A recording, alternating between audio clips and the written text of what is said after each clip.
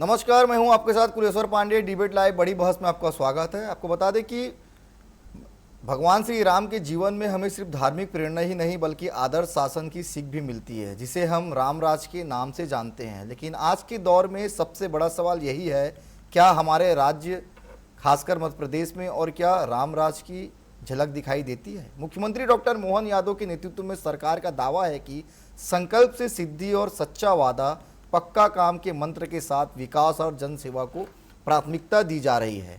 सरकार कहती है आस्था और विकास को साथ लेकर चल रही है। योजनाओं का लाभ समाज के हर वर्ग तक पहुंचाया जा रहा है। वहीं विपक्ष इन दावों पर सवाल उठा रहा है। इन्हीं सवालों पर हम करेंगे चर्चा। सबसे पहले देखिए हमारी ये खास रिपोर्ट।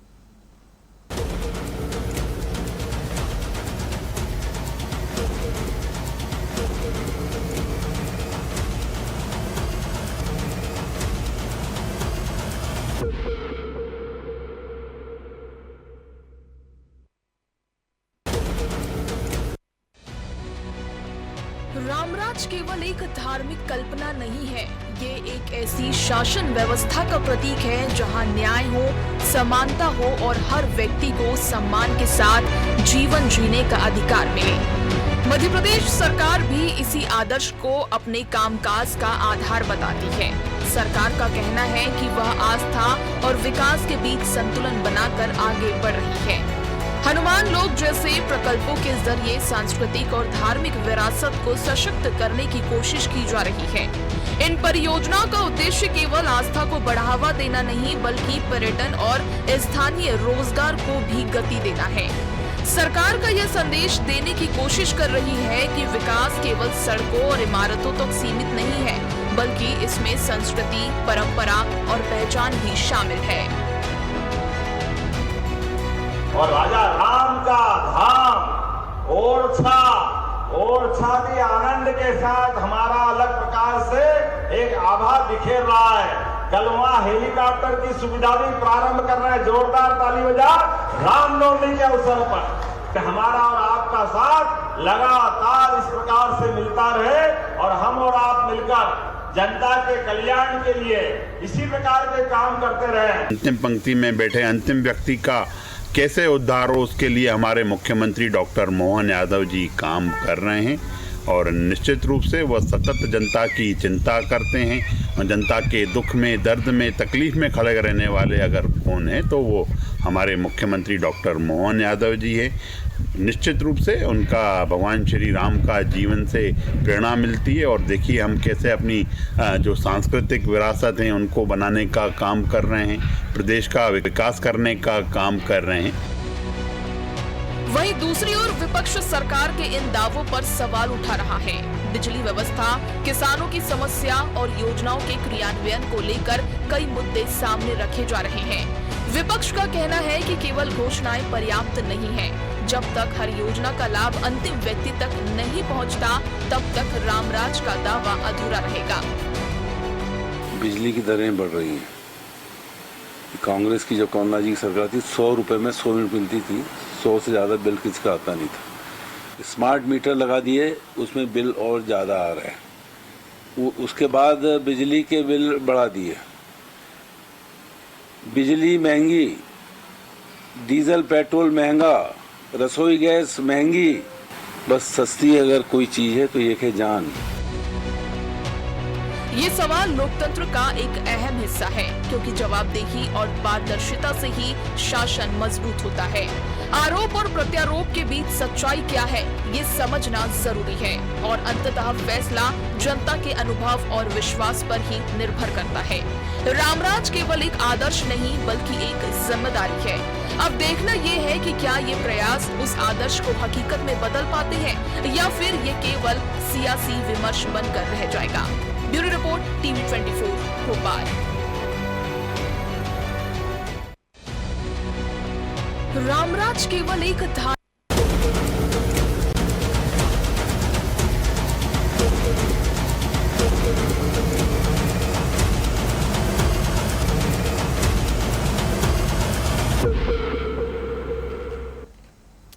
तो मध्य प्रदेश में सरकार जो है रामराज की बात कर रही है और निश्चित तौर पे रामराज तभी आएगा जब हर व्यक्ति जो हो खुश हो। तो चलिए रामराज के पीछे इसकी कितनी सच्चाई है और क्या वाकई में राम राज अब मध्य प्रदेश में आ गया, इसी पर हम करेंगे चर्चा। हमारे साथ 3 बेहद खास मेहमान जुड़ चुके हैं। अनिमेष भार्गव जी हैं बीजेपी के प्रवक्ता, स्वागत करता हूँ मैं उनका। वीरेंद्र द्विवेदी जी हैं कांग्रेस प्रवक्ता, स्वागत करता हूँ मैं उनका। अनिलानंद जी हैं धर्मगुरु हैं, उनको भी मैं स्वागत करता हूँ। अनिलानंद जी, सबसे पहले शुरुआत मैं आप ही से करूँगा क्योंकि आप महंत भी हैं। राम राज निश्चित तौर पे किसी भी राज्य के लिए बहुत बेहतर होता है अगर राम राज्य वहाँ पर आ गया है तो। सरकार जिस तरह से दावे कर रही है तो सर क्या कैसे देखते हैं आप इसे? आप नहीं, मध्य प्रदेश में तो राम राज चल ही रहा है जी। आप समूचे मध्य प्रदेश में आप भ्रमण करके देखेंगे तो वास्तव में जहां जिस व्यक्ति को किसी मतलब किसी भी प्रकार की दिक्कत होती है तो सरकार उसके साथ कंधे से कंधा मिलाकर जब खड़ी रहती है उसी को राम राज्य कहते हैं। जहां सुदूर में कहीं कोई किसी को दिक्कत होती है और वहां तक पहुंचने की सरकार कोशिश कर रही है। डॉक्टर मोहन यादव जी वास्तव में बहुत संवेदनशील मुख्यमंत्री। आप देखिए कि हर चीज को बारीकी से और कितनी कर्मठता से वो काम करते हैं। इसी को राम राज्य कहते हैं कि मेरे राज्य में सब लोग सर्वे भवन्तु सुखिना सर्वे सन्तु निरामय, मेरे राज्य में सभी लोग सुखी रहें। और सब देखिए, राम राज्य का अर्थ ये नहीं है कि हम एक धार्मिक ही उसको सोच के चलें।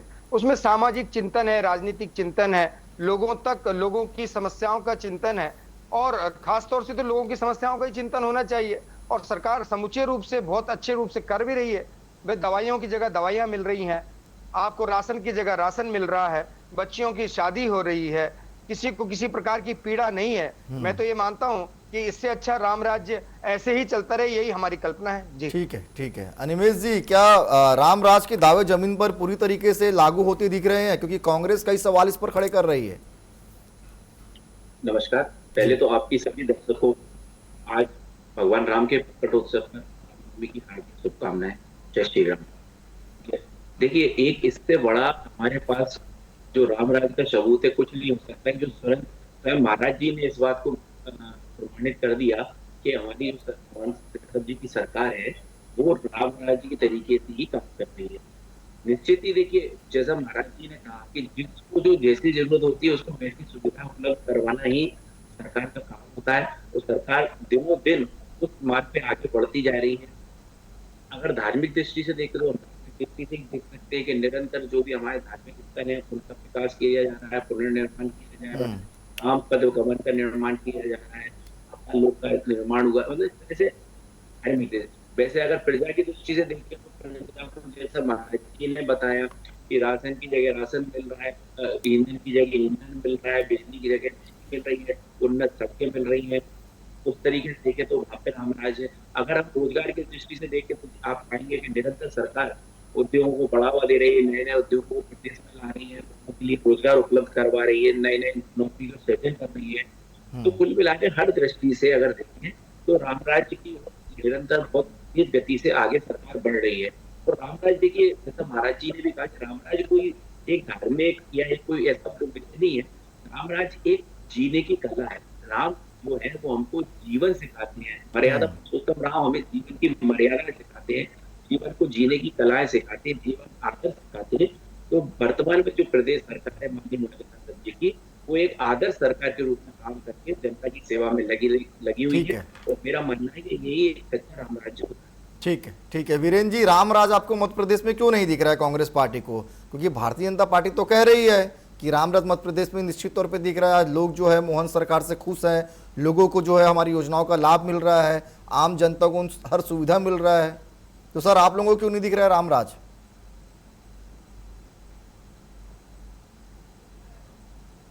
वीरेंद्र जी, अपना ऑडियो को म्यूट है उसको अनम्यूट कर लीजिएगा। हम जब अस्पताल में ऑक्सीजन के अभाव में मौतें देखते हैं, खून के अभाव में मौतें देखते हैं, एम्बुलेंस के अभाव में मौतें देखते हैं, बिगड़ती हुई कानून व्यवस्था देखते हैं, थानों में बेरहमी से आम जनता की पिटाई देखते हैं, अस्पताल में हमको डॉक्टर नहीं दिखाई देता है, डीजल पेट्रोल पंप पे लाइन देखते हैं, एलपीजी का क्राइसिस देखते हैं, तमाम तरह के भ्रष्टाचार, हितग्राही मूलक योजनाओं में पक्षपात और भ्रष्टाचार और क्राइम करप्शन में बहुत आगे निकल चुका राज्य जब हमको दिखाई देता है तो हमको लगता है कि यहाँ कहीं भी राम राज्य नहीं है। हम ये कह सकते हैं कि ये मोहन राज में राम राज्य की कोई भी स्पष्टता दिखाई नहीं देती है और ये दावा बिल्कुल गलत है। और राम राज्य से इनकी तुलना करना भी पाप है। नरक जाएंगे जो लोग राम राज्य से इनकी तुलना कर रहे हैं।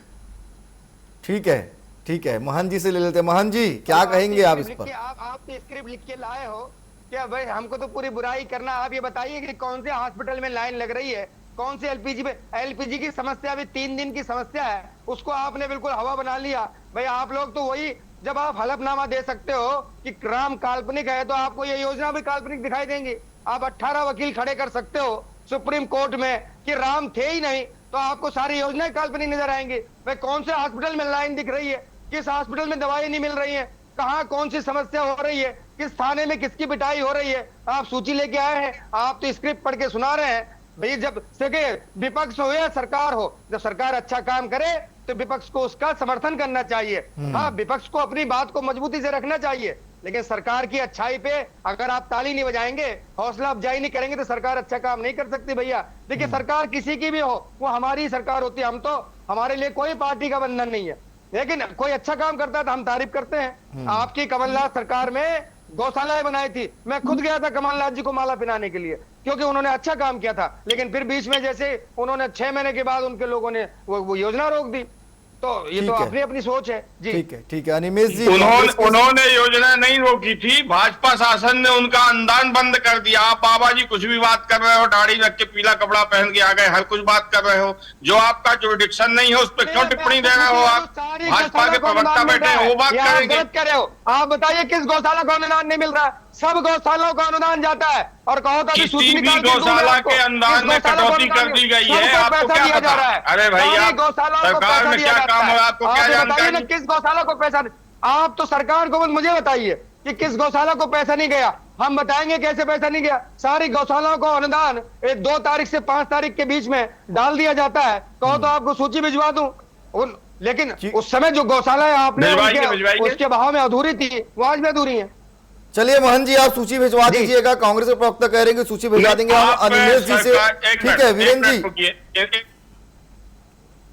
चलिए जल्दी से अपनी बात रख लीजिए वीरेंद्र जी, फिर मैं अनिमेश जी के पास लौटूंगा। के बीच में आए हो और आपके जैसे लोगों के कारण लोगों की संतों से आस्था घट गई। जी आगे बढ़िए। अरे भाई, हम तो आपकी भी तारीफ करते हैं, आपने गलत सवाल कर दिया। समस्या तो यही है कि आप लोग मुद्दे पे बात करते नहीं हो, उंगली उठाने का काम करते हो। अरे हम तो आपकी भी तारीफ करते हैं भाई, आप अच्छा काम करिए, हम आपको भी माला पहनाएंगे। हमारे कोई सरकार से हमारा कोई गठबंधन थोड़ी है। मैंने कहा कि जहां सनातनियों की सरकार होगी, चाहे वो किसी भी पार्टी की हो, वो हमारी सरकार है। ठीक है अनिमेश जी, क्या कहेंगे आप कांग्रेस प्रवक्ता की बातों का? क्योंकि उनका साफ तौर पर यही कहना है कि मध्य प्रदेश में अभी भी अपराध वैसी का वैसी है, लोगों को जन सुविधा नहीं मिल रहा है, दूषित पानी पीने से लोगों की, बच्चों की जान जा रही है। ये तमाम गिनतियां जो है वो अभी गिना दी है। देखिए क्या है, जैसे एक कहावत है कि नहीं बावड़ा जैसी। अब आप देखिए, हमारे पार्टी ने अभी महाराज जी पे क्या टिप्पणी की, पीला कपड़ा पहन के आ गए। आप एक, हमारे यहाँ गेरुआ वस्त्र, हमारे यहाँ ये वस्त्र हैं, ये हमारे सनातन के प्रतीक है, हमारे पूजनीय है। आपको अगर कोई बात कहना, आप महेंद्र जी जिन्होंने पूरा जीवन सनातन की सेवा में दे दिया, गौशाला में दे दिया, आप ऐसे व्यक्ति के लिए आप इस तरह की टिप्पणी करेंगे कि आप पीला कपड़ा पहन के आ गए, क्या समझ सकती है कि कांग्रेस की मानसिकता किस तरह की है? जहां तक, जैसा कि आप सभी जानते हैं, पूरा देश जानता है कि कांग्रेस भगवान राम को ही काल्पनिक मानती है, तो राम राज्य का तो सवाल ही नहीं उठता। कांग्रेस पार्टी ने हमेशा से तुष्टीकरण की राजनीति की है, इसलिए वो उसी दृष्टि से पूरे देश को देखती है और चाहती है कि उस तरीके से ही चले। लेकिन जो भारत देश की जनता है, मध्य प्रदेश की जनता है, वो इनके जो इरादे हैं उनको भांप चुकी है और उसी का नतीजा है कि निरंतर मध्य प्रदेश की जनता हो चाहे देश की जनता हो, इनको सरकार से दूर रखती, क्योंकि वो जानती है कि जिस दिन कांग्रेस आएगी ये क्या करेगी। लेकिन मेरा एक विनम्र निवेदन है हमारे कांग्रेस के वक्ता साथी से भी है कि हमको महाराज जी, आपकी जो इस तरह की टिप्पणी करी, हमको ऐसी टिप्पणी से बचना चाहिए। महाराज जी देखिए, कांग्रेस, भाजपा, सपा, कोई सी भी पार्टी का कोई भी व्यक्ति हो, लेकिन एक धार्मिक व्यक्ति जिसने पूरा जीवन एक मानव सेवा में, गौ सेवा में, धर्म की सेवा में लगाया, उस पर इस तरह की टिप्पणी करना कि आप पीले कपड़े ओढ़ के आ गए या किसी पार्टी के प्रवक्ता हो, ऐसा नहीं करना चाहिए, क्योंकि ठीक है, महाराज जी जो बात कह रहे हैं उनकी आत्मा की बात कह रहे हैं, जो उनको अनुभव हो रहा है। अनिमेष जी, मतलब आप मानते हैं कि मध्य प्रदेश में रामराज है, कांग्रेस जो भी आरोप लगा रही हो बेबुनियाद है और आप लोगों की सरकार में सब ठीक चल रहा है? देखिए, ठीक चल रहा है तभी तो सरकार चल रही है। तो सरकार कैसे चल पाती? निरंतर 4 बार 5 बार से अगर मध्य प्रदेश में भाजपा की सरकार आ रही, जनता उसको बार बार चुन रही है, तो उसका कारण ही है कि जनता ये बात स्वीकार करती है कि ये जो सनातन संस्कृति को, रामराज को चलाने वाली सरकार है वो भारतीय जनता पार्टी की सरकार है। ठीक है, वीरेंद्र जी से ले लेता हूँ। ठीक है वीरेंद्र जी, जवाब दे दीजिए। किस बात का? रामराज मध्य प्रदेश में है, आप लोगों को रामराज नहीं दिख रहा है, भारतीय जनता पार्टी साफ कर रही है, कांग्रेस जो है सिर्फ भ्रम फैला रही है, उनको जो है मध्य प्रदेश का विकास नहीं दिख रहा है। अब एक आध एग्जाम्पल ही बता देंगे। 52 क्विंटल सोना सड़क पे पकड़ा जा रहा है और आज तक किसी को पता नहीं चला कि वो सोना किसका है। भ्रष्टाचार का ये आलम है। तो अगर मध्य प्रदेश की जनता को रामराज्य दिख रहा हो तो मैं मानने को तैयार हूं। सत्ता पक्ष के दावे या विपक्ष की आपत्ति का ज्यादा महत्व नहीं है। महत्व इस बात का है कि क्या आम जनता रामराज्य महसूस करती है, नंबर 1। नंबर 2, जो अभी बात की कि पीला कपड़ा पहन के आ गए, मैंने ये कहा है और मैं अपनी बात पर कायम हूं कि धर्मगुरु को धार्मिक मसलों पर बात करना चाहिए। वो भाजपा के प्रवक्ता की तरह बात करने लगे, ये अनुचित काम है। ठीक है, ठीक है। मैं कांग्रेस के भी कई कार्यक्रमों में जाता हूं भैया, आपके मन में जब सम्मान का भाव होता ही नहीं है, आप लोग उसी दृष्टि से देखते हो। आपको तो हरा ही कपड़ा चाहिए, पीला चाहिए ही नहीं। ये बताइए ना, आपने किस संत का सम्मान किया? आपकी पार्टी ने। मैं तो आपकी पार्टी के लोगों के यहाँ भी जाता हूँ। ऐसा तो मेरा कोई बंधन नहीं है कि मैं भाजपा का कोई आदमी हूँ, मैं तो कांग्रेस के लिए भी उतना हूँ। लेकिन आप लोगों की मानसिकता, जब आप भगवान राम को काल्पनिक कह सकते हो, उनके लिए हलफनामा लगा सकते हो कि राम काल्पनिक थे, राम थे ही नहीं, तो मैं तो बहुत दूर की बात है। अगर कैमरा मेरी ओर देख रहे हो तो मैं अभी पूजा करके आया हूँ और तिलक लगाया हुआ है। अभी पूजा करके ही आया हूँ, जुलूस से आया हूँ और मैं भी सनातनी हूँ। लेकिन मैं सनातनी होने का न ढोंग करता, न लोगों की आस्था का राजनीतिक उद्देश्यों से दोहन करता। ये मेरा एंगल है। ठीक है, चलिए महंत जी, मेरा छोटा सा सवाल है आपसे, क्या वर्तमान नीतियां रामराज के मूल सिद्धांतों के अनुरूप है?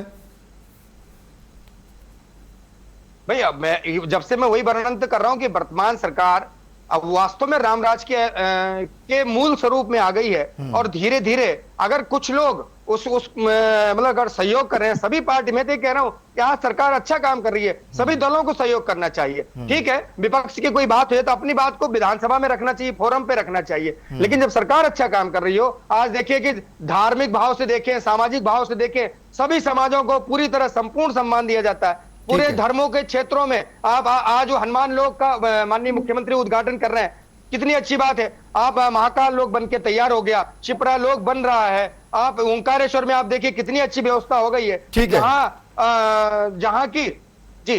ठीक है मोहन जी। अनिमेष जी, आस्था और विकास संतुलन में सरकार कितनी सफल रही है मध्य प्रदेश में? ठीक है, आस्था तो हमारी ऊपर ही है, आस्था विकास का तो हमारा सर्वोपरि है। लेकिन अगर हम आस्था भी देखें तो आम जनता की जो रामराज को देखिए, हम सिर्फ आस्था से या धर्म से जोड़कर नहीं देखें, मेरा ऐसा निवेदन है।